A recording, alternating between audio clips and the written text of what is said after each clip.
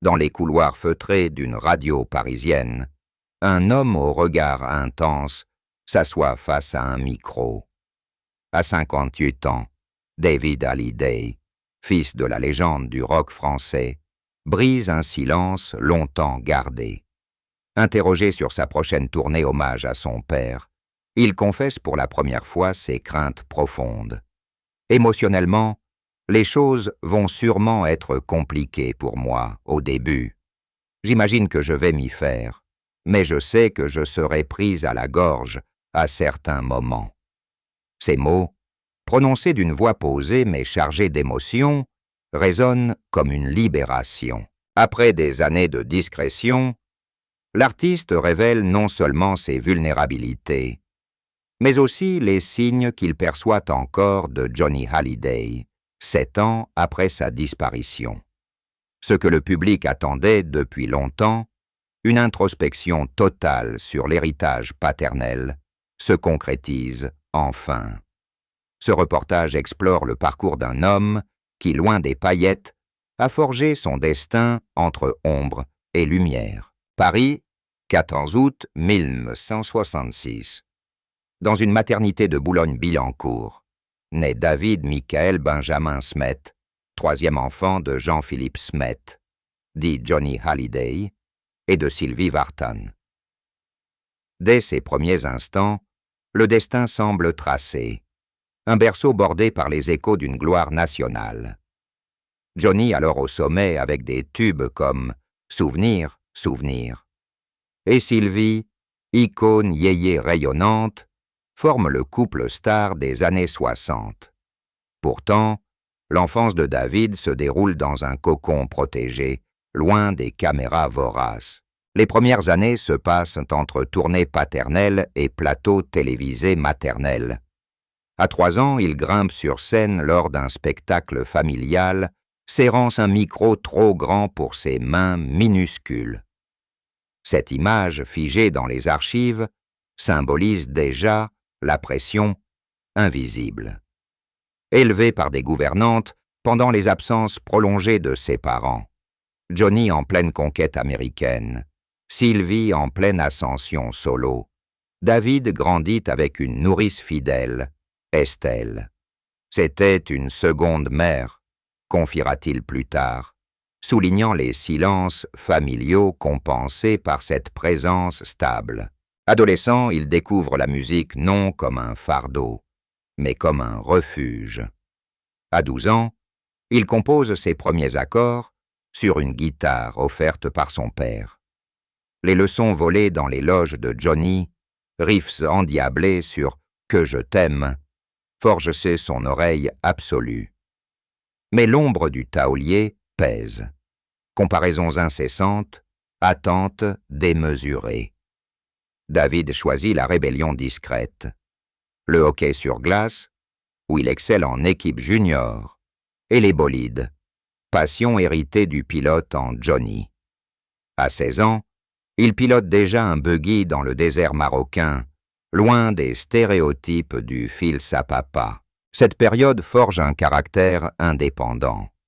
Loin des villas de Saint-Tropez, il sillonne les routes sur une Harley, cherchant son identité. La séparation de ses parents en 1970, officialisée en 1980, accentue cette quête. Sylvie, protectrice, l'emmène en Californie. Johnny, distant mais généreux, lui offre liberté et moyens. David analyse ainsi son enfance, un mélange de privilèges et de solitude qui l'a poussé à se construire seul. À 20 ans, prêt à entrer en scène, il porte déjà en lui les échos d'un géant. 1988 marque le grand saut. David Hallyday, nom de scène choisi pour honorer le lignage, sort son premier single « Quand j'ai peur de tout », coécrite avec son père. Le morceau grimpe dans les charts, vend 400 000 exemplaires. Les critiques saluent une voix rauque, un rock pur, sans artifice. Suivent « Je ne suis pas un héros » et l'album éponyme, certifié disque d'or. À 22 ans, il remplit le Zénith de Paris, 6000 fans hurlant son nom. Les années 1990 confirment son talent multi-instrumentiste. Guitare, piano, batterie, David excelle partout. Il compose pour les autres, Catherine Deneuve, Chris Isaak, et signe des duos mythiques avec Johnny, Je te promets en 1987, puis 100% en 1990, tube intergénérationnel. Ce dernier, réenregistré récemment avec son fils Cameron, boucle un cercle familial. Les ventes explosent. Plus d'1 million d'exemplaires pour l'album du même nom. Mais la gloire a son revers. Tournées incessantes, vie privée exposée. David épouse en 1991 Elisabeth Etienne, mannequin rencontré sur scène. Leur fille Ilona naît en 1993. Le couple s'installe à Los Angeles, fuyant les paparazzis français.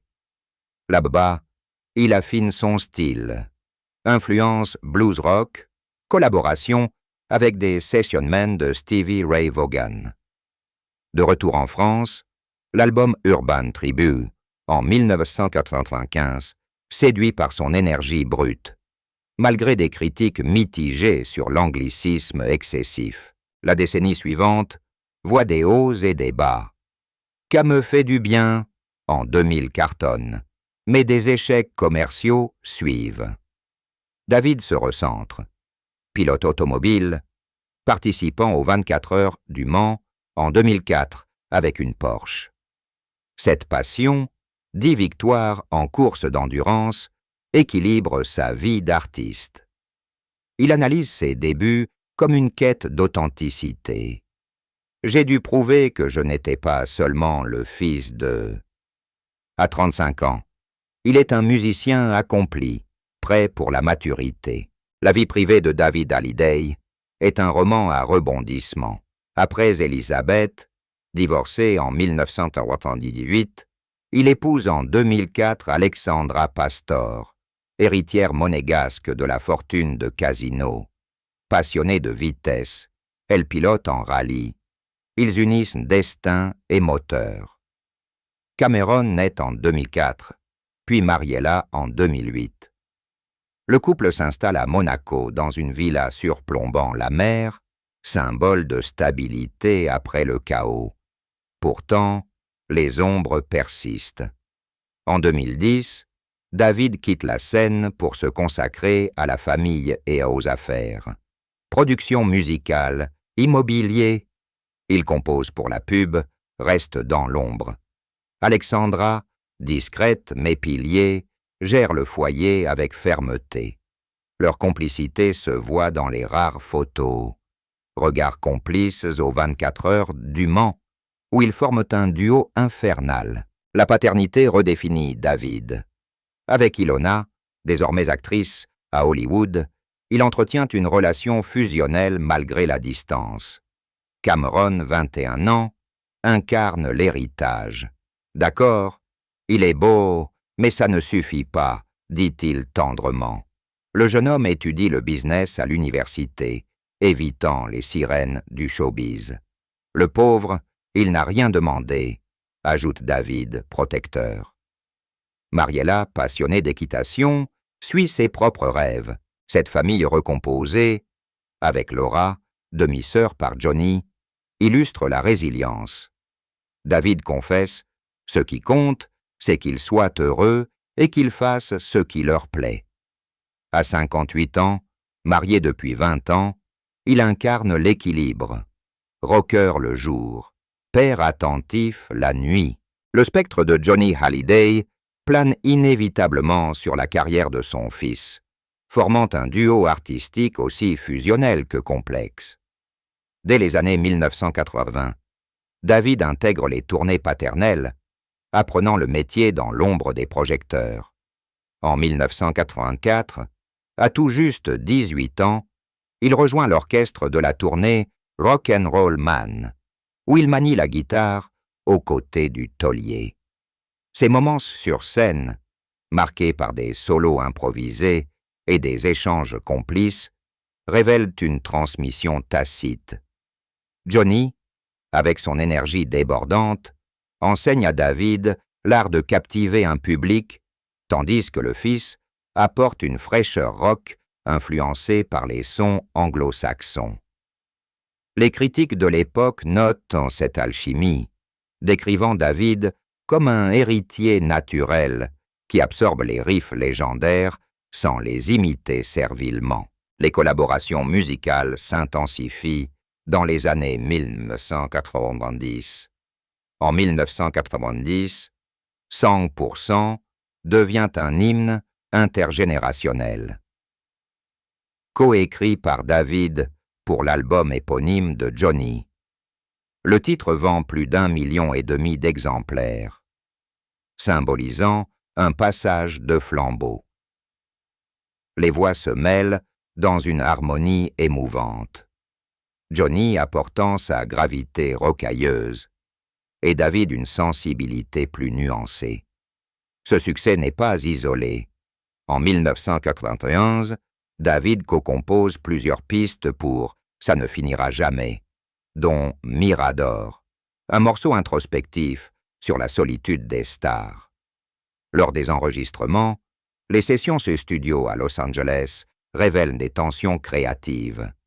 Johnny, impulsif, pousse pour des arrangements grandiloquents, tandis que David milite pour une production plus épurée, influencée par ses idoles comme Bruce Springsteen.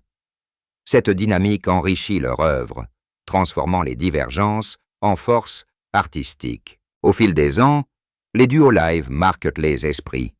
En 2007, sur la scène du Stade de France, ils interprètent Le Pénitencier dans une mise en scène théâtrale. Johnny en prisonnier évadé, David en complice libérateur. Le public en transe perçoit cette performance comme une métaphore de leur relation. Un père dominant, un fils affranchi. David analyse ces moments comme des catharsis. Ils permettent de transcender les absences passées, transformant les regrets en énergie créative. Pourtant, l'ombre paternelle pèse. Les médias comparent constamment, forçant David à prouver son indépendance.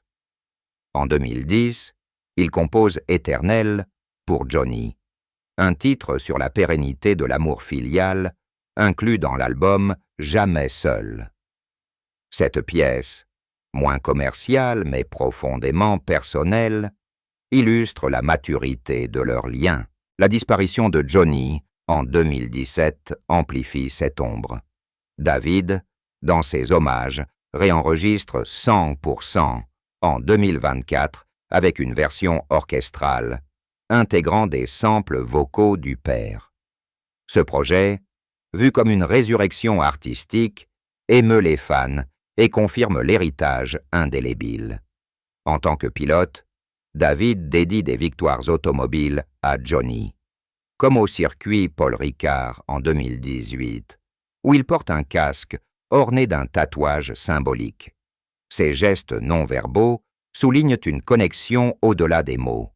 À travers ses collaborations, David n'est pas seulement le fils du taulier, il en est le prolongement, forgeant un legacy où la musique guérit les fractures familiales. Cette relation, analysée par les biographes comme un mélange d'admiration et de rivalité saine, définit l'essence de son parcours. Un équilibre précaire entre héritage écrasant et affirmation personnelle. La mort de Johnny Hallyday, le 5 décembre 2017, ne marque pas seulement la fin d'une ère rock. Elle déclenche une tempête judiciaire autour de son testament, révélant les failles d'une famille sous les feux médiatiques. Rédigé en 2014 à Los Angeles, sous le régime californien. Le document lègue l'intégralité de l'Empire, estimé à plus de 100 millions d'euros, incluant propriétés, droits musicaux et royalties, à Laetitia Hallyday, son épouse depuis 1996, et à leurs filles, adoptives Jade et Joy. David et sa demi-sœur Laura Smet, enfant des unions précédentes avec Sylvie Vartan et Natalie Bay, sont exclus. Une disposition légale aux États-Unis mais contraire au droit français qui protège les héritiers directs via la réserve héréditaire. Le scandale éclate en février 2018. Laura, actrice de 34 ans, publie une lettre ouverte déchirante. Elle dénonce un déni d'héritage qui efface non seulement les biens matériels, mais aussi les souvenirs émotionnels. David, plus mesuré, rejoint la contestation, arguant que le testament ignore les liens filiaux profonds. Les avocats des aînés saisissent le tribunal de Nanterre, plaidant pour l'application du droit français, Johnny ayant résidé majoritairement en France malgré des séjours américains. La bataille s'envenime. Audience publique révèle des détails intimes, comme des donations antérieures. Une villa à Marne-la-Coquette pour Laura, des aides financières pour David, minimisées par Laetitia. Les médias amplifient le drame, opposant les enfants déshérités à la veuve manipulatrice, une narrative qui divise l'opinion publique. Pendant 3 ans, les rebondissements judiciaires s'enchaînent. En mai 2019, le tribunal de Nanterre se déclare compétent, affirmant la résidence française de Johnny via des preuves comme ses impôts payés en francs sens et ses tournées hexagonales. Laetitia fait appel, invoquant la loi californienne et des posts Instagram de Johnny vantant sa vie à Los Angeles. David, stoïque, évite les déclarations sans un incendiaire, mais confie dans des entretiens sa douleur. Ce n'est pas une question d'argent, mais de reconnaissance. Laura, plus offensive, accuse publiquement Laetitia de trahison. Les experts analysent cette saga comme un choc culturel entre le libéralisme américain et le protectionnisme français en matière successorale, soulignant comment les célébrités internationales naviguent entre juridictions. La résolution arrive en juillet 2020, via un accord amiable négocié à huis clos. Laetitia conserve la majorité des biens, incluant la villa de Saint-Barthélemy et les droits sur l'œuvre de Johnny, mais cède des parts symboliques. David reçoit des royalties sur certains albums coécrits, comme 100%, et Laura obtient une compensation financière modeste. David, renonçant à une part plus substantielle, exprime son soulagement. « Je remercie Dieu que ce soit fini. » Cet épilogue marque une paix fragile. Les relations s'apaisent, avec des rencontres sporadiques autour des petites sœurs. Alexandra Pastor, épouse de David, joue un rôle clé dans cette résilience, offrant un soutien discret lors des audiences. Cette épreuve transforme David. Il canalise sa colère en création. L'album Mon Ombre, en 2020, explore le deuil et le pardon, avec des titres comme « J'ai quelque chose à vous dire », évoquant subtilement le conflit. Les ventes, bien que modestes, saluent sa maturité. En pilote automobile, il multiplie les courses thérapeutiques, remportant des podiums en endurance qui symbolisent sa persévérance. Analysée comme une catharsis collective pour les fans, cette tempête révèle un David résilient, capable de transformer la trahison perçue en force intérieure. Loin de briser la famille, elle la recompose. Avec David émerge comme un pilier de stabilité, prêt à honorer l'héritage sans les chaînes du passé. 2025 marque le renouveau triomphal de David Hallyday avec la réédition de Requiem pour un fou, un projet hommage qui fusionne passé et présent. Initialement sorti en 2000 comme un clin d'œil à Johnny, l'album est se repenser en double CD, une version studio remasterisée et un enregistrement live capturé au Forest National de Bruxelles en avril 2025. Ce concert, diffusé sur France 4 le 24 septembre 2025, captive des millions de téléspectateurs, avec des performances enflammées de classiques comme « Vivre pour le meilleur » et des reprises paternelles revisitées. David explique ce choix. C'est une façon de raviver la flamme sans nostalgie larmoyante, en injectant une énergie contemporaine. Les arrangements, enrichis d'orchestrations symphoniques et de guitares électriques tranchantes, attirent un public intergénérationnel, mélangeant fans historiques et jeunes adeptes de rock alternatif. La tournée éponyme, lancée le 6 novembre 2025 au Zénith de Toulon, s'étend sur plus de 30 dates à travers la France et au-delà. Parmi les étapes phares, le Dôme de Paris le 12 novembre, le Summum de Grenoble le 14, l'Interexpo de Bourg-en-Bresse le 15, le Zénith de Montpellier le 29, et même une incursion internationale au Grimaldi Forum de Monaco le 20 mars 2026. Les billets s'écoulent à un rythme record, avec plus de 200 000 préventes, témoignant de l'attente fébrile. La setlist hybride alterne titres personnels comme High et Hommage PS Filio, Que je t'aime, en version acoustique, 100%, avec un duo virtuel via hologramme de Johnny. Cameron, le fils de David, fait un caméo émouvant dans le clip remasterisé de ce dernier, symbolisant la continuité familiale. Les défis logistiques soulignent l'ambition du spectacle.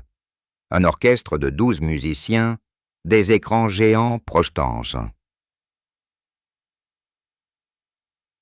Les archives inédites de Johnny, comme des répétitions des années 1990, et des effets pyrotechniques synchronisés créent une immersion totale.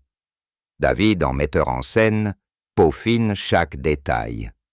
Lumières crépusculaires évoquant les couchers de soleil tropéziens chers à son père. Motos customisées sur scène rappelant leur passion commune pour la vitesse. Les répétitions, intenses, révèlent des vulnérabilités. David anticipe des moments d'émotion brute, comme lors du live bruxellois où sa voix tremble sur « Requiem pour un fou ». Les critiques saluent cette authenticité, décrivant le show comme un rituel cathartique qui guérit les blessures collectives du deuil national. Cette renaissance n'est pas seulement artistique, elle est thérapeutique. Après des années en retrait, David réinvestit la scène pour clore un chapitre. Il intègre des éléments multimédia, projection d'interviews anciennes de Johnny, encourageant le public à chanter en chœur. À Reims, en avril 2025, lors d'une date pré-tour, l'ambiance électrique transforme la salle en communion rock. David analyse ce retour comme une libération. Je rends hommage sans m'effacer, en fusionnant nos univers. Les retombées commerciales suivent. L'album grimpe dans les charts, boosté par des streams massifs sur les plateformes. Cette tournée, vue comme un pont entre générations, positionne David comme le gardien du flamme alidaïenne, prêt à innover tout en honorant les racines. Elle illustre sa résilience, transformant le poids du legacy en élan vital. Le 26 octobre 2025, lors d'une interview sur RFM, David Hallyday lâche une confession inattendue qui électrise les auditeurs. À 59 ans, il révèle percevoir des signes constants de son père depuis sa disparition. C'est assez incroyable, il y a des signes tout le temps. Des coïncidences troublantes. Une chanson de Johnny passant à la radio au moment précis d'un souvenir. Une moto en panne, rappelant des anecdotes paternelles, le convainquant d'une présence persistante. Cette admission longtemps attendu par un public assoiffé d'intimité, humanise le rocker discret. Loin de l'image stoïque, David embrasse une dimension spirituelle, croyant en au-delà, où les liens filiaux transcendent la mort.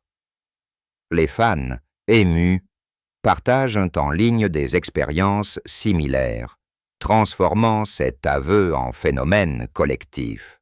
Cette révélation s'inscrit dans un legacy familial complexe. David, en tant que père, transmet cette sensibilité à ses enfants. Cameron, 21 ans, né de son union avec Alexandra Pastor, incarne cette continuité. Étudiant en business, il évite le showbiz, mais apparaît dans des projets hommages, comme le clip de 100%. David le décrit avec tendresse.